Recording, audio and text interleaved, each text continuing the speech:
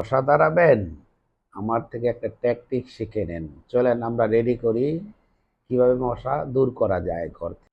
High বন্ধুরা, screwdriver গ্যাসের মধ্যে গরম করে বোতলগুলা ভালোভাবে ছিদ্র করে নেবেন, চারিদিকে দিকে সুন্দরভাবে ছিদ্র করবেন যাতে গ্যাসটা সুন্দরভাবে বের হয়। আমার মোটামুটি ছিদ্র করা হয়ে গেছে, আমি এখন বোতলগুলা নিয়ে নিয়েছি। এখন নিয়ে নিব লবঙ্গ।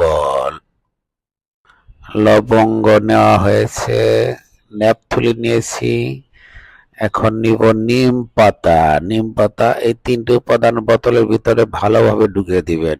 এখন ন্যাপথলিন গুলো আমি বোতলের ভিতর দিয়ে দিচ্ছি। দেওয়ার পরে লবঙ্গ গুলা দিয়ে দিবেন বোতলের ভিতরে। তারপরে সর্বশেষ নিম পাতাগুলো আমি বোতলের ভিতরে দিয়ে দিয়েছি। মোটামুটি সব কমপ্লিট করে নিয়ে নিয়েছি। এখন বোতলের আমি মোটামুটি 3টা বোতল কমপ্লিট করেছি।